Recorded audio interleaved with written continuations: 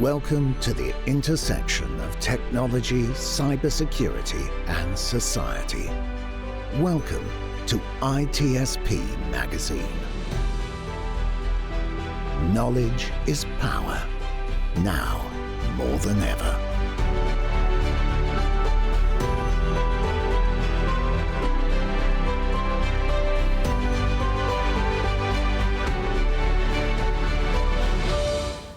Marco.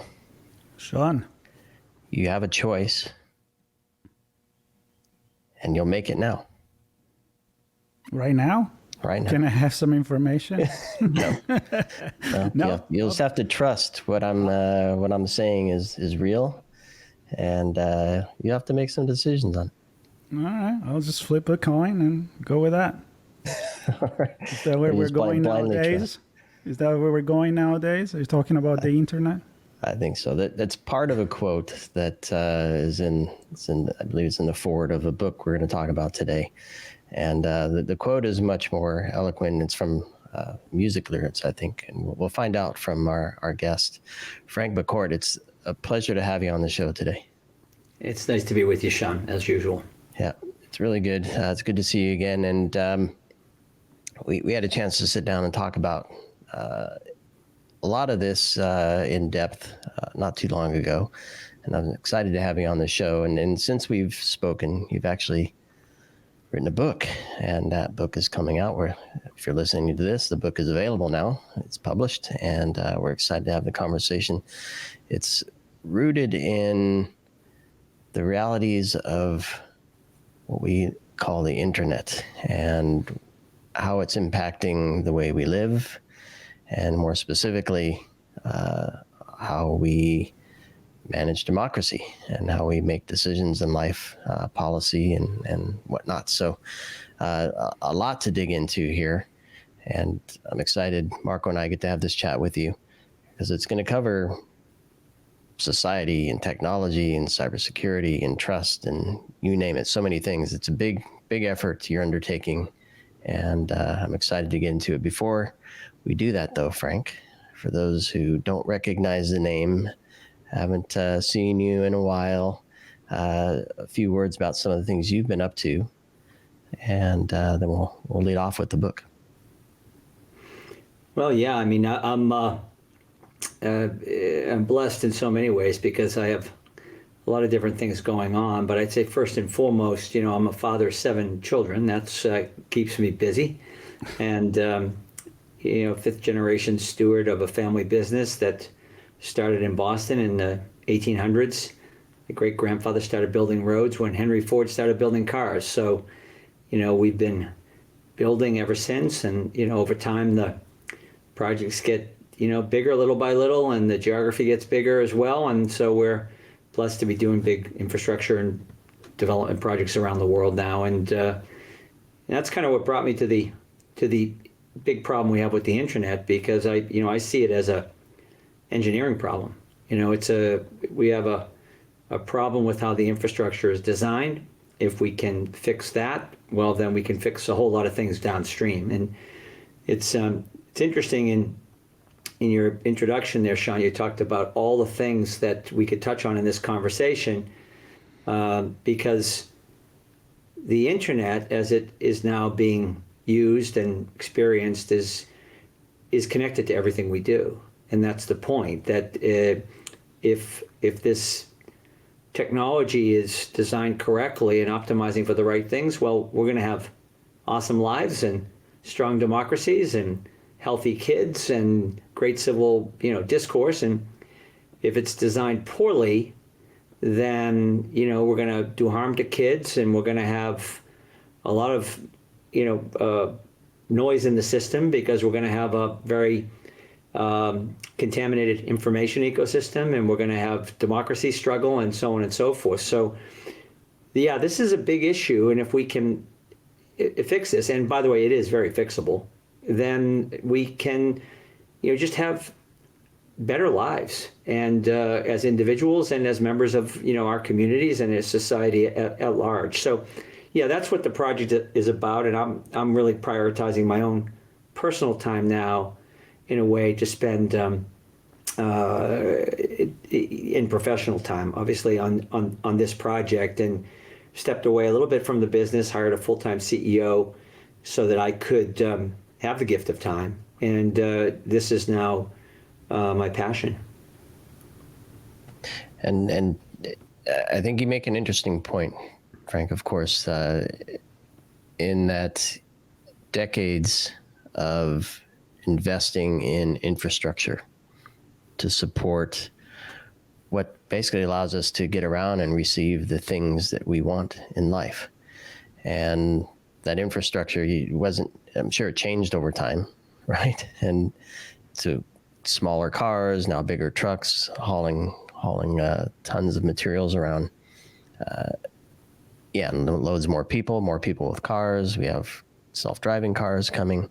The infrastructure has to accommodate and change to address these changes in life. So how do you see where things have come from with respect to the internet, where we're still reliant upon the initial design, where it's putting us at, I don't want to say at risk, but maybe at risk, at least putting us in a position where we might not get the best out of it that we think we should or are? Yeah, I don't think, the notion of being put at risk is at all an overstatement. And, particularly if you look at it from the vantage point of, the well-being of young children, right? We now have the research is in the way this technology is working, and I'm talking about internet technology and social media in particular. It's doing a great deal of harm to young children, and we could talk about that further if you like. I think we agree, and most of your listeners would probably readily agree, that to really have a coherent society and community living, that sharing a set of facts, all having a view of the world where we could separate fact from fiction, is probably a good thing.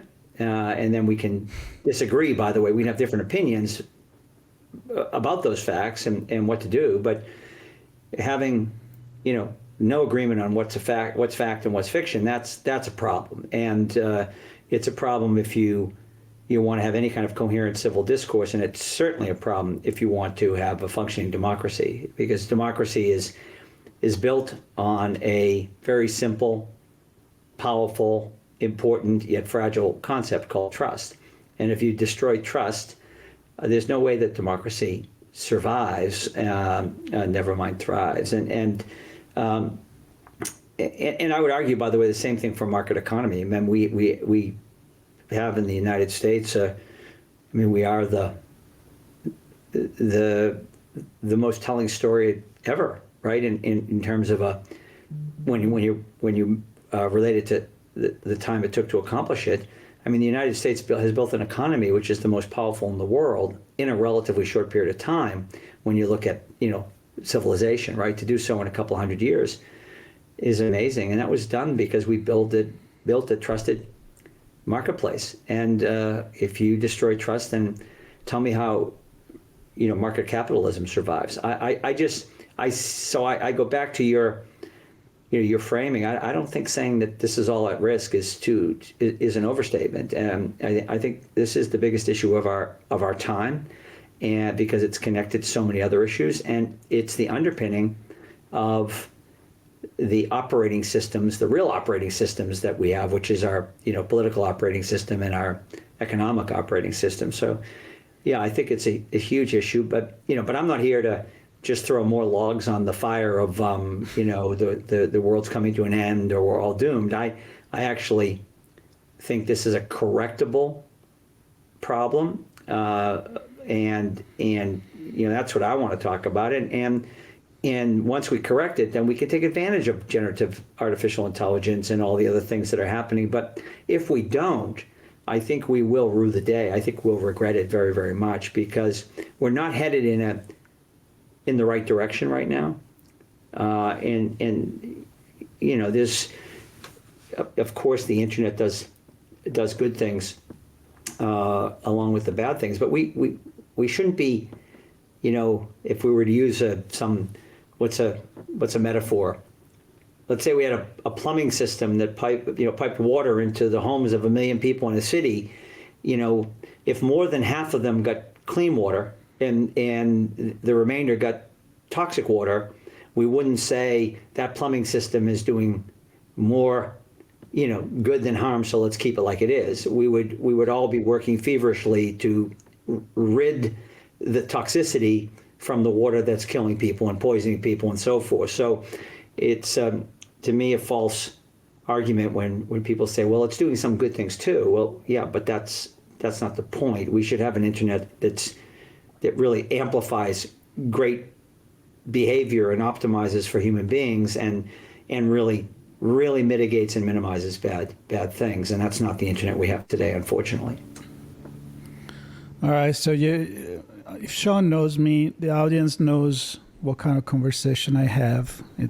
My show is Redefining Society, where we talk about technology and society. So when Sean told me you should come on this podcast, I was pretty excited. And all the things you're saying right now, I'm like, I don't even know where to start because there's so many open can already in the way you presented it, cans.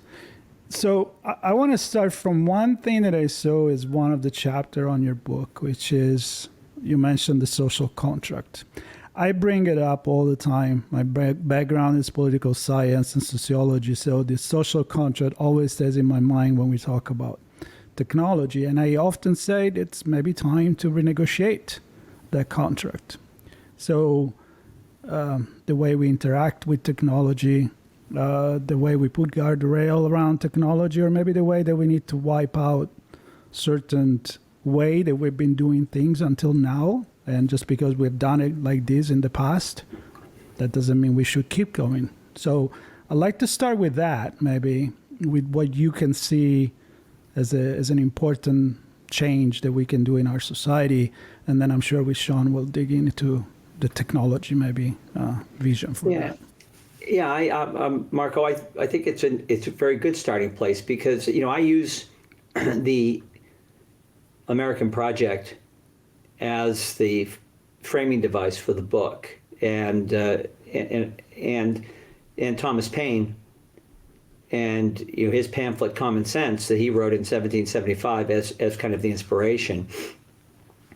Thomas Paine pointed out before there was a United States of America or a self-governed democracy or a set of unalienable human rights that we had adopted, he pointed out that his fellow settlers in the colonies had a choice to make. They could continue to be subjects of a monarchy, or they could decide to be citizens, and meaning they have all the same rights that their king had, and that this fluke of nature of someone being born into a family and having all the power and everybody else being subject to that, it's maybe not the best structure for human beings. What about a different model where we're all created equal, right? And we create a government of, by, and for people, and we have a set of human rights, liberty, freedom, agency, choice, and a set of property rights as well, where we can own things and do business and trade things, and we're not just working the field for enough crops to sustain ourselves and giving all the rest to the manor lord or ultimately to the king, but rather we could own the land and do with it what we can to create value for ourselves, our family, our community, our country, and so forth. So this was radical in a way, but quite simple in the way Thomas Paine put it forward to his fellow colonists. And I'm glad people chose the latter. They chose to be citizens and step away from subjecthood, because my forebears came to this country, from a place where they had very few rights and really couldn't own anything. And they came because of the dream, the so-called American dream, where they could have those rights and they could make something better of their lives, and they could leave poverty behind and leave this idea of oppression behind. And by the way, they came as a result of a potato famine in Ireland, where they were people were dying in great numbers, and the king didn't seem to much care, right? And so people took matters into their own hands, in my family's case, to come to America to make a better life. And I'm the beneficiary of all that. And the point in the American project is not just this idea, and by the way, the book, has in it's called Our Biggest Fight, but it's reclaiming liberty, humanity, dignity in the digital age. And that's part of who we are as human beings, right? The human set of rights that our forefathers and mothers gained for us. What we also talk in the book about, though, is that those rights don't matter unless you respect them in other people. And so the social contract that you refer to is a contract that, for me to have rights that matter and for those rights to be worth something, I have to respect those same rights in you. And it's that social contract that's the connective tissue that pulls all this together. So I would say that it's not so much that we need to throw everything out and start over again. I think we need to go back to the basics, understand what's made, for instance, the American project successful and other similar projects around the world successful, and then recalibrate for the internet age, because we have a whole structure that was built pre our digital lives, and now we live digital lives fully. Everything is about us is digitized, right? It's collected, and it goes somewhere, and I'm sure we're going to talk about that in a moment. And the punchline here is, I don't want to give up all my rights just to use the internet. And on the internet, I don't have rights, right? I'm not treated as a person with dignity and with liberty, and in a way that I'm not even treated as, never mind, I'm not even treated as a human being, never mind with humanity. I'm treated as just data. And so what's happened here is we're moving rapidly in the opposite direction of what I just described with the American project, i.e. that move from subjecthood to citizenship. We're moving from citizenship to subjecthood in the digital age, and the power that be in this digital age are they're not men and women with crowns and robes. They're these individuals that control these large platforms that control our lives. And that's what we need to fix. And that's what is fixable. If I may, a comment on this. Sean, I didn't meet with you like Sean did, and Sean shared an article, I think was on Times Magazine, and you used this mantra that the technology world have been using for a long time, which is let's move fast and destroy everything. And I feel I want to connect it with this, and maybe with this we jump into the technology, because imagine if the Thomas Paine discourse was more based on let's change things in a constructive way into let's just destroy everything because we disagree, right? And in a way, what I'm trying to say is the internet maybe moved without a plan of certain guardrail, and company maybe took advantage of it, and they ended up destroying these rights that we could have built in a much better way. And I agree with what your vision of it's not too late, we can do something about it.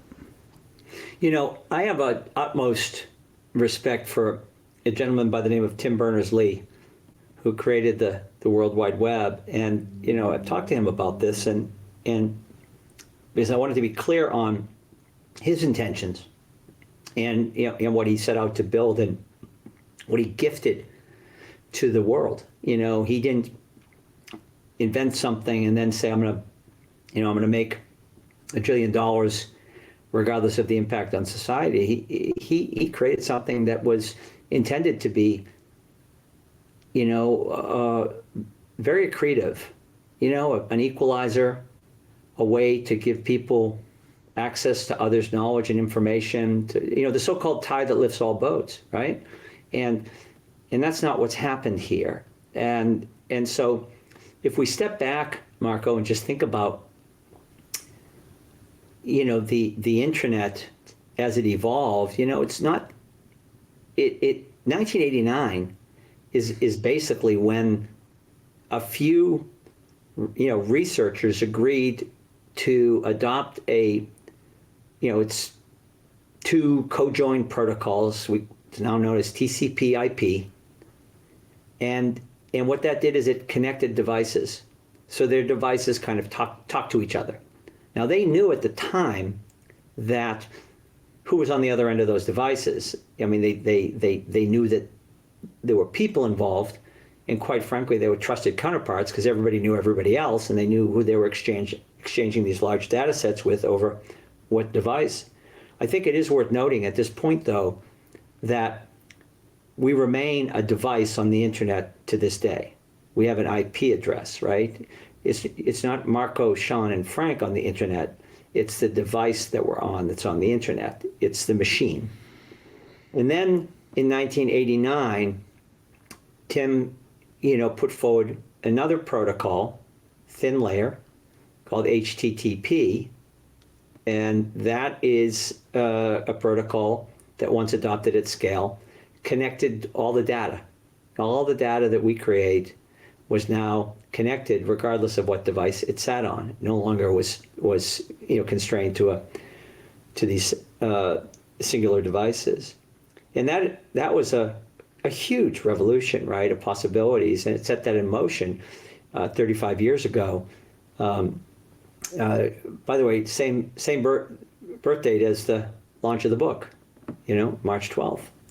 In 1989 was the birth of the World Wide Web, and here we are 35 years later. And his intention was to create something that was very utopian, really, as I said, something that was a gift to humanity that lots and lots of people could benefit from. What happened fairly quickly, however, was, the move fast and break things phase, which was the phase that you refer to, which was the app age, or the app era, right? Where big apps were built that were designed to do what? Suck up our data and aggregate it and apply algorithms to it to optimize for whatever these companies decided to optimize for. And we were dragged into a world where we're surveilled 24 hours a day, our data is scraped, and somebody else is deciding what to do to manipulate us, to target us, to trigger us, to get us to buy things and get us to behave in certain ways, and kind of hurt us into these echo chambers and so forth, all without regard to impacts it's having on children, or impacts it's having on society, or impacts it's having on democracy. And this is, when you look back at this move, this pithy phrase, move fast and break things, that came out of Silicon Valley and Facebook and so forth. In retrospect, it's just irresponsible. It's just irresponsible to take something as powerful as the internet, connect billions of people without regard to the impact you're having on people. But that's what was done. And because people didn't understand the harms part of the equation, they kind of went along with it and said, well, this is kind of interesting. We're all connected by the internet. This is amazing. This is going to be great. Well, we learned fairly quickly on it's not so great, because it actually amplifies bad behavior and at the expense of good behavior. Most people, presumably the three of us, aren't on the internet today thinking about how we're going to, mess with other people or steal something from people or hurt people. We use it as a tool, right? To have this conversation, for instance, and it enables it, and it's wonderful. But there are lots of people who are on the internet looking to hurt other people and scam other people, and they don't care if they're putting out information that's totally false and corrupting our information ecosystem, or doing things with, I mean, look at what we've learned about, Facebook knowing about algorithms that were harming kids, but Zuckerberg went forward with it anyway. It's just wrong. And how much longer are we going to put up with it? That's the question. Once again, like Thomas Paine said, and like Sean said at the beginning of this interview, we have a choice. We can either continue to go down the path we're going on now, be dragged into this future that none of us wants, watch things the things that we love and care about be destroyed. For what? The ability to use the internet? That's a silly deal. Let's go down a different future and have an internet that actually optimizes for what we love and makes life better for people. So you've used the word people many times here, and there's a chapter in your book called Personhood. And so you described we are the device and we are the data, and organizations are using that to determine who we are. And yes, we get value out of it, but I don't think, and you mentioned people using the internet to compromise or take advantage of other people. My point I'm trying to make is I don't think people are understood or a recognized entity in the internet. I think it still is systems or devices and data. And if I'm an attacker, I'm attacking a device and data, and I'm using that to my advantage. If I'm a company, I'm using a device, an app, and some data to make some money. Yes, I might be trying to connect people on a social platform, but the ultimate goal is to provide a marketing machine that people can target folks with different ads. So I guess we're losing the sense of, or never had the sense of what a person is in the internet.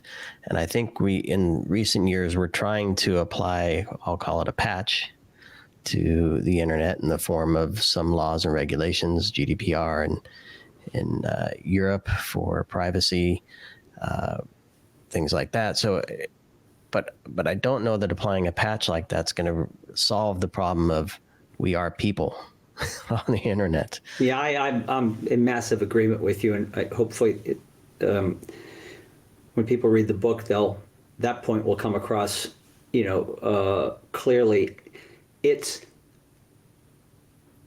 We are people that benefit from a set of human rights. We've proven that, right? We are people that want, as individuals, liberty, for instance, but we are also people that understand and respect that in others because of the social contract, and we understand that we can do so much alone, but we don't live on islands. But if we do develop community standards and norms and behaviors, we can actually, do great things when we collaborate. And by the way, it takes a market, right, to sell things to. So of course we need to have a communal sense of society and so on and so forth. But these are all people principles, as you're pointing out.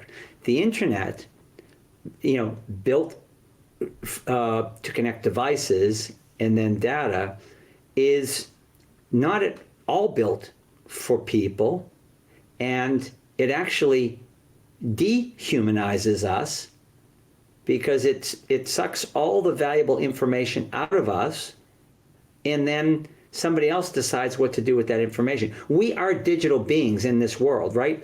Think of it like you're born with biological DNA, and then your life now is captured digitally, and that's your lived experience, is your digital DNA.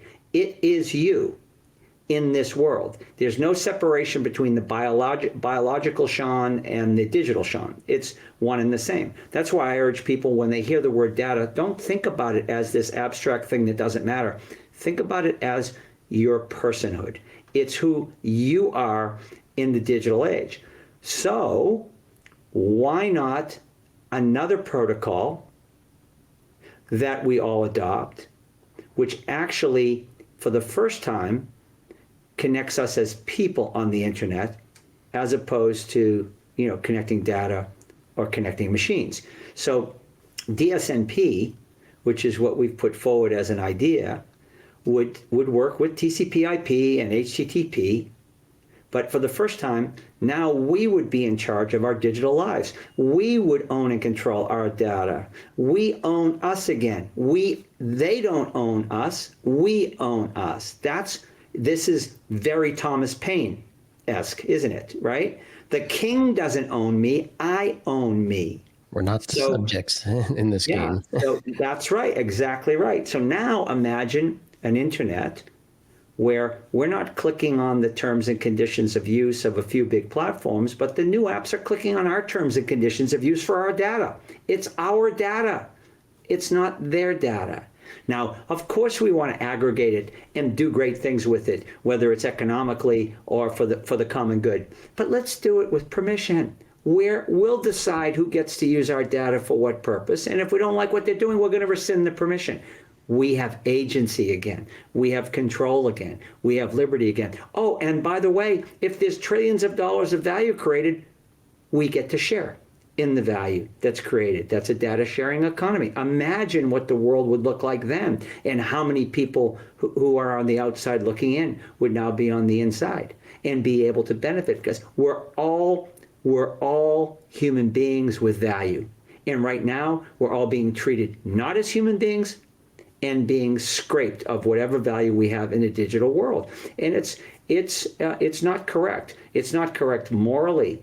Most importantly, it's not correct legally or in a sense of fairness, in my opinion, either. But morally, it's all wrong. It's all upside down. And as I said earlier, we shouldn't be giving up all of our rights and giving away our property What's your take, Frank? What's your take on the kind of like the deception that we've been subject to with the free services, where it almost makes me think about the king owning the land you cultivated for him, and then you keep what you need for living, how you started, which was the entire system in the Middle Age in Italy as well, in Europe.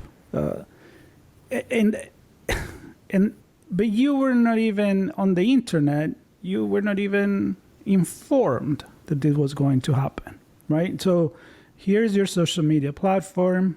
It's free, have fun, connect with your friends, do what you want. In the meantime, we're going to scrap everything. So yeah, what's really interesting, Marco, is, and it's connected to the prior point about human beings on the internet. Yeah. What we've learned in the kind of the off the tracks internet, the so-called, let's call it phase one of the internet was TCP IP enabled. That's machines or devices. Phase two, World Wide Web, enabled by HTTP. That's the World Wide Web, okay? And then suddenly we're brought into this different world. I'm going to call it the app era, which we live in now, which the first two were decentralized. The third one is highly centralized, highly autocratic, surveillance-based, right? And what did we learn? What we learned is that the value in the internet, the so-called network effect, is in people's relationships with one another. It's actually not in the data that we keep on referring to. It's actually in people's social graphs, and that now are the property, in the minds of these big platforms, their property. They have a social map. They've mapped us all, and tens of thousands of attributes about each of us, and who we connect with, what we do, how we feel, what we're going to do. And it's now become a predictive model, right? It's so much information, they can predict what you're going to do when fed something or given something. So highly, highly manipulative. But the value is in the people part of the internet, not the machine or data part of it. And that's why it's so urgent that we make this a people-centric internet, but with people in charge of themselves and their data and what's done with it, as opposed to having that be kind of lulled into thinking that they're getting some free app and therefore it's worth it, and don't worry about your quote data. What people should be worried about is that they're being surveilled 24 hours a day, and everything about them is being recorded digitally, and then that's being fed back in a way that optimizes not for their health and well-being and safety. It optimizes for whatever these big platforms want to optimize it for, and that's how we entered this world of an attention economy.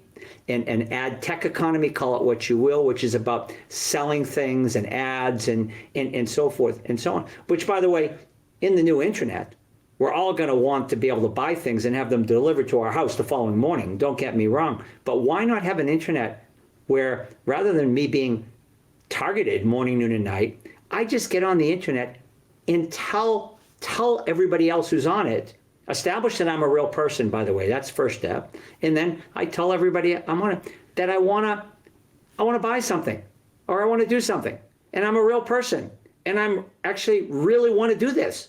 Isn't that more valuable to advertisers and companies than having to guess what I might be interested in or what I might want? So we're going to have the benefits of the internet without the negatives. And believe me, if the government said I'm going to deliver your mail for free and no more postage stamp, but I'm going to put cameras in every room of your house, and and in your car and in your office, and I'm going to open your mail, and I'm going to read it, and if there's anything valuable in there, it's mine now. I'm going to use it, and and by the way, if your young daughter is worried about her weight, I've got something for her, right, to prey on her. And if you have a good business idea, I'm going to go ahead and replicate that. And your relationships are now my relationships. If the government came to you and said you can have free mail for those things, you'd think they were out of their minds. But that's what we've let happen.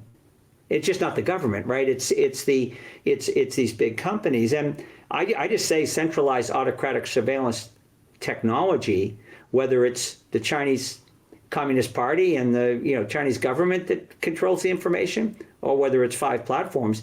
For me as an individual, it's the same thing. I don't want anybody controlling me, right? And king, queen, a political party or a big company. I want to be in charge of myself. I want to own me. Now, and just again, I want to highlight, however, though, because it's so easy to rotate around the damages and the harms.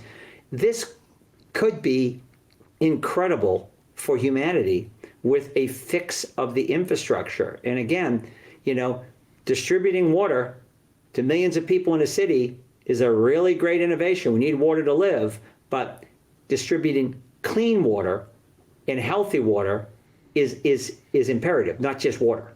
Yeah, I couldn't help but, as you were talking, thinking about some of the positive points as well, Frank.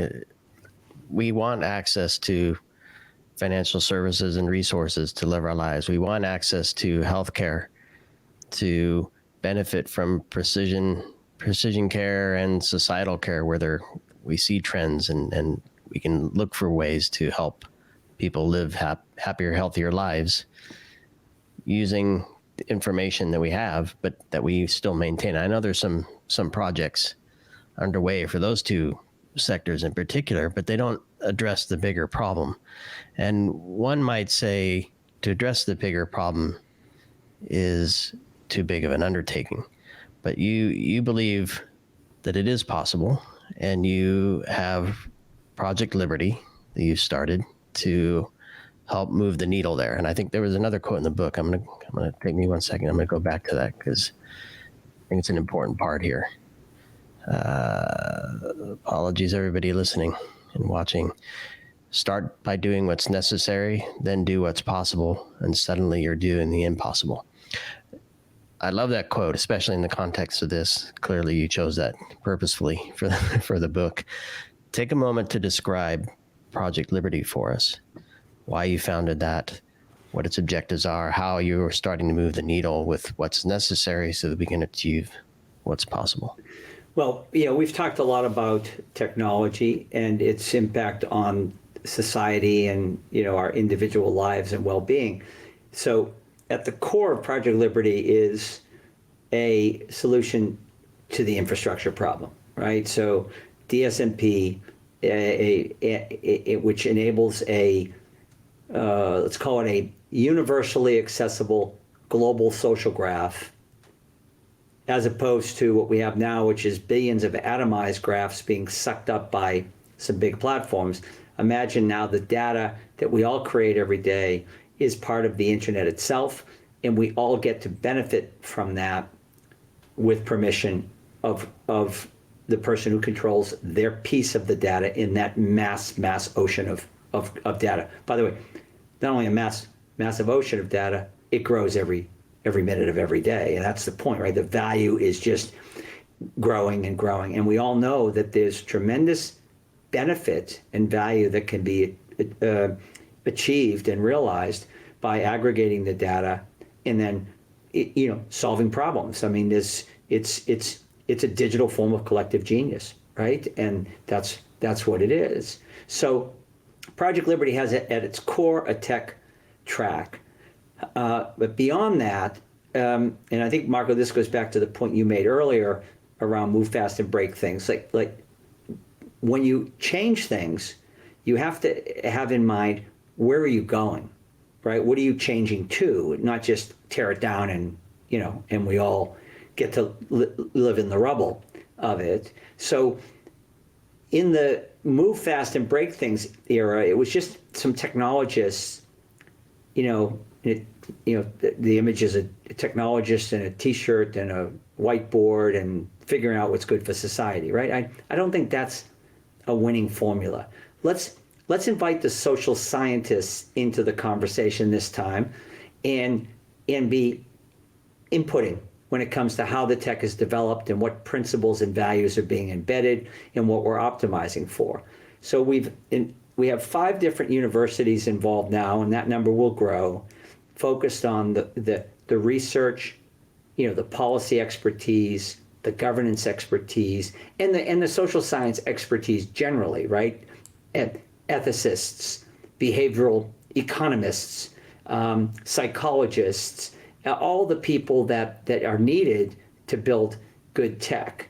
And then side by side, there's a track that focuses in on building out the commercial ecosystem so that millions of builders will get involved in building this new, evolved, better internet, because nothing's going to happen if there isn't an alternative, right? People are going to stay and live where they live now on the bad internet if there's not a better one.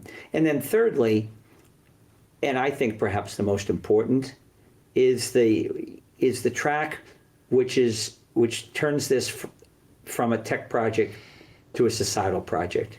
It's the track that says this is really a civic project, a social project, a political project, not a tech project. The tech is just a tool to advance society.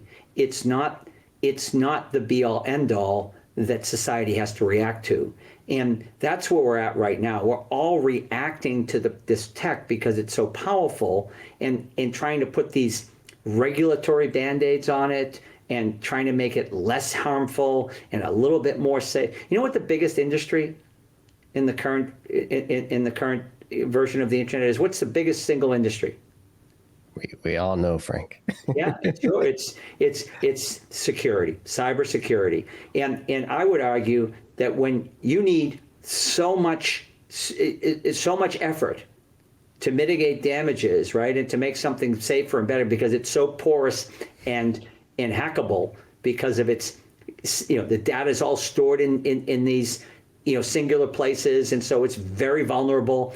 Why not take advantage of current technology and have shared state, have this data stored in a decentralized way so it's not hackable, and that we get to be in charge? It's just, We have technology now available that we didn't have 20, never mind 35 years ago. So yes, let's use it. And the only impediment to this is the big tech companies aren't going to want it to happen because, they're not going to want to give up their control. But I look, I'm a capitalist. I'm all for people making money and generating things. I draw the line when it's destroying everything I love. When it's destroying democracy, destroying civil discourse, completely destroying our information ecosystem, harming young kids. And I said earlier, I have 7, and 3 of them happen to be young, and are going to be impacted mightily by this. This is enough is enough. Enough is enough. We hear, we read.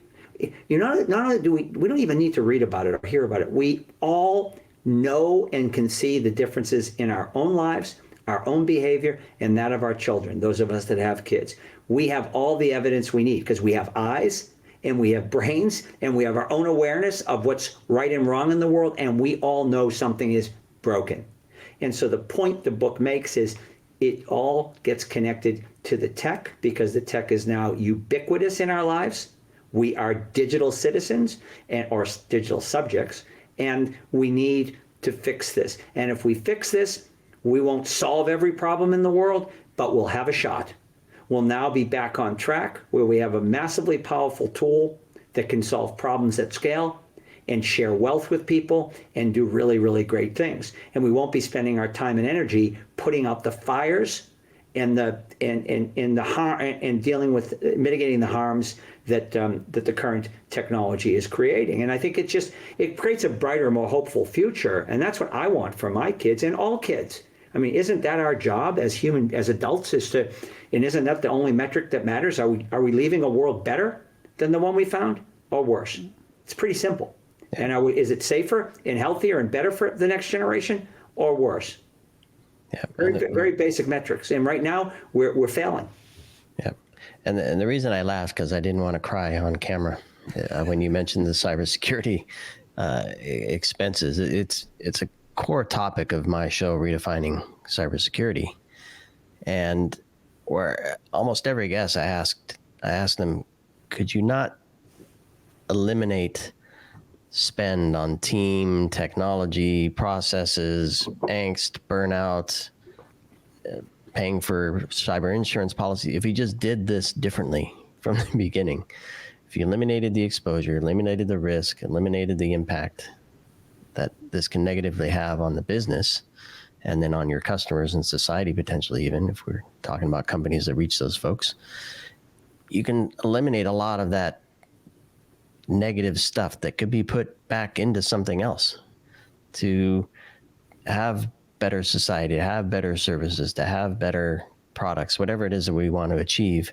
But we're spending so much money just plugging the gaps, patching the holes, trying to pretend that everything is okay. And we're wasting a ton of money and a ton of time. And time. And we're wasting time. And this is the ultimate, for me. It's so ironic because our political system is broken, and in large measure because of this same technology, right? Because right now you've got the extremes dominating on both sides, because that's what's sticky online. That's what gets likes and followers and clicks and so forth. Those have the barbs that catch under our clothes, Frank. Yeah, but your point about rather than spending all this investment in mitigating harms, right, and trying to make something that's very insecure secure, what if we just fix it at the core infrastructure level, and then redeploy all that brilliant talent to actually build a better version of the internet? And wouldn't we be able to do a lot of things in life more inexpensively? Wouldn't we be able to remove a lot of bureaucracy? And by the way, we'd have to have a plan to do that, because you just don't eliminate all of it, because there are jobs at stake, and not everybody can be trained to, who's pushing paper somewhere, to be trained to be a technologist, or trained to be, this. So we need to be. That's why I say it's a social project. This is about advancing humanity, advancing us, and as a proud American, I want America to show the way as to how this can. What does the 2.0 version of democracy look like? What does the 2.0 version of capitalism look like? That's what I want to. I want to be part of that conversation, and instead of, I don't want to get too far onto the geopolitical track here, but I think we all know at this stage of the game that autocratic centralized surveillance technology is probably going to work better for China than democratic societies, right? If I asked you to give me 3 phrases or words to describe democracy, I don't think you'd pick centralized autocratic surveillance based as the first 3 things that would pop into your mind. So we have technology that is not in harmony with our values and our political, supposedly, our political ideals and the political system we have. So we need to get technology to support and strengthen our democracy. And sadly, one of the great secret sauces of the American project is we created models that people wanted to replicate, and we exported those models and let people replicate them. Recently, we've created a model and we've exported it to democracies around the world, and unfortunately, it's destroying those democracies as well, because we've exported a killer for fact-based information ecosystems. We've allowed mis and disinformation to proliferate in a way that it's undermining democracies everywhere. And we have an obligation to fix that, because I'm not saying that was the intention, but I'm saying that's the result.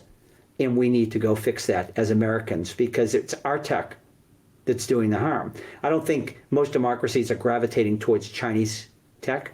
I think they would prefer to use American, but both of them are, neither of them is healthy for democracy or healthy for young kids, and that's my point. So let's not be stuck with these 2 choices. Let's go ahead and create a technology that we can all be proud of, and it's solving problems and strengthening society and strengthening democracies, and is really super helpful to kids. And by the way, I don't want to lose sight of it, and shares the economic benefits more broadly.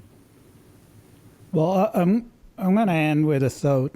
I have many, but I'm going to choose this, which is maybe technology has been leading because it's easier than culture and society. It's faster, and we kind of got used to follow that without questioning it. And I agree with you. I mean, we need to start the other way around. I mean, the process needs to be inverted, right? I mean, you start with what do we need? Is there the technology to achieve what we need to do? And not, here's all the technology we have. Let's pick what's going to make us money. And then eventually, if it does something wrong, we'll just patch it. It's just not the good way of thinking.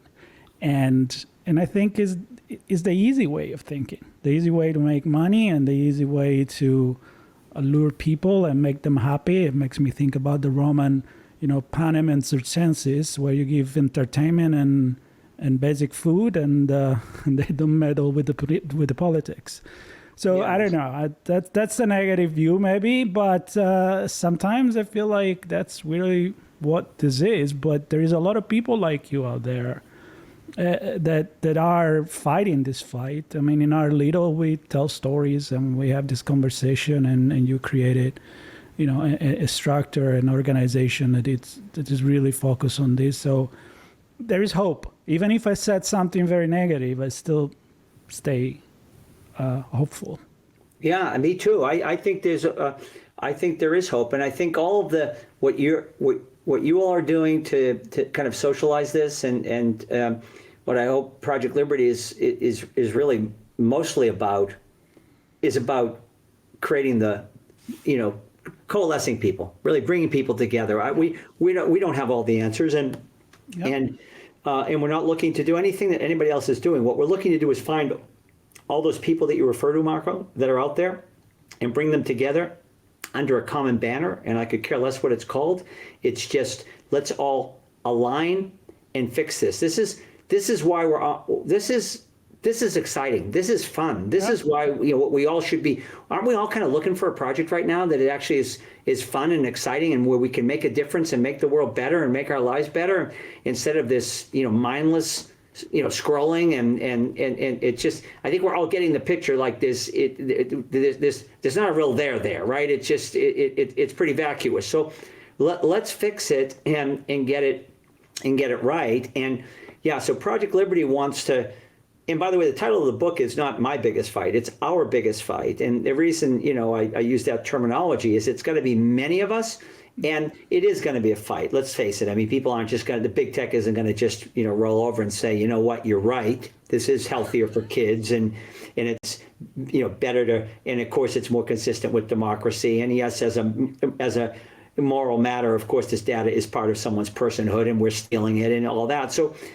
but at the end of the day, it will change if people want it to change. And I'm with you too, that if we really look, civilization has been built on a pursuit of knowledge, right? And that is a deliberate process, right? Where we try to find and create the best version of truth as we know it right now, right? And it might change in the future when more information is available, but it's a deliberate, slow process. It's not like a, spin up an answer tomorrow type process. By the way, democracy is also a deliberative process, I might add. But, if we were living in a world where somebody came forward and said, the earth is not flat, it's round, and we spent all of our time putting together fake videos proving that it's flat, and somebody else was putting together true videos proving that it's round, but we're all just stuck in that loop, in that argument. And by the way, the algorithm's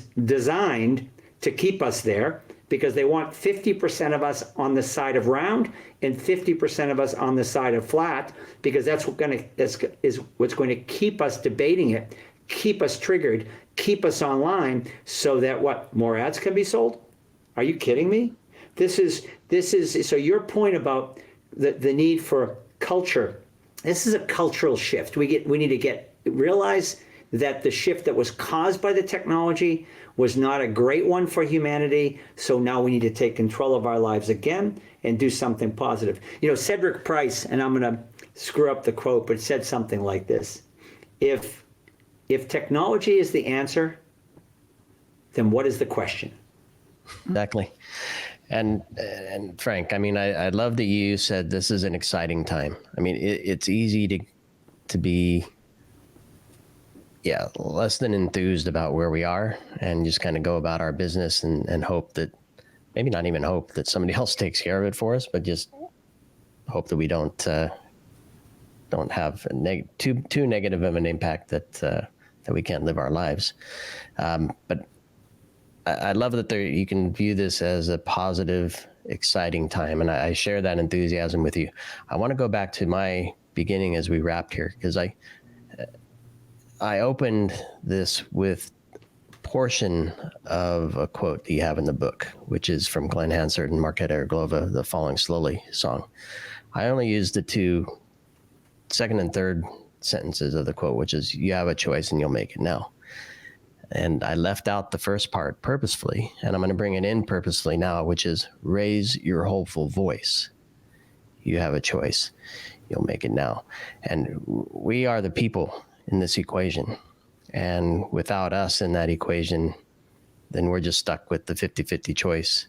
And yes, we'll continue to make it, but we're not going to have any positive long-term impact if we don't realize that we have a voice in this party as well. So I'm thrilled that you wrote the book, which, let me just get the full title for everybody. It's called Our Biggest Fight: Reclaiming Liberty, Humanity, and Dignity in the Digital Age.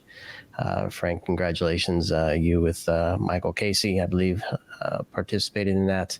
Congratulations on Project Liberty. I was really intrigued when we had a chance to meet about that previously, and I'm excited to share a little bit about it here. We're going to include links to the book, links to the project, and a call to action for everybody now to have that voice and to view this as an exciting time. I'm going to add that last bit along there with you, Frank. So thank you for joining us. Frank, any final words before we wrap up? No, well, you're welcome, and it was a pleasure to be with you both. As I said earlier, I really appreciate you socializing this. I think that's what really has to be done. We each have to take our own spheres of influence and our own networks and share the information, because the ultimate network effect over time and for humanity is the human network effect. And we talk a lot about the tech network effect. Well, let's click into gear our human networks, and let's deal with this set of, this, yep, it's a daunting problem, but we can fix it, and let's all raise our hopeful voices right now. Yep. Try to take the human out of the tech conversation. There's going to be an empty space. Yeah, and that's where we're headed. As and we talk a lot about. I'm sure in the next time we're together, we'll talk about AI and generative AI and then eventually artificial general intelligence. If it's not for people here, then we're going to all just look back and say, what were we thinking, right? And by the way, same technology, right? It's a basically predictive technology with bigger data sets and more compute power, but it's the same broken model. Why would we ever make it more powerful without fixing it first? I can't even imagine that. Yep, full of bias. And Frank, if I recall, I believe after our first meeting, I had a list of about 10 episodes we could record, just because this is such a big and important topic. But I'm thrilled to get this first one on the books with you and connecting it to the launch of your book. And I do encourage everybody to connect and be part of Project Liberty and share their voice. So with that, we'll say goodbye until next time. And please do subscribe to Redefining Cybersecurity podcast, which is my show, Redefining Society podcast, which is Marco's, and have this conversation. Share it with your friends and your peers. It's time to make a change. Thanks, everybody. Thank you, guys. OurBiggestFight.com. We hope you enjoyed this conversation. If you learned something new and this story made you think, then share ITSPmagazine with your friends, family, and colleagues. If you represent a company and wish to associate your brand with our conversations, sponsor one or more of our columns. We hope you will come back for more stories and follow us on our journey. You can always find us at the intersection of technology, cybersecurity, and society.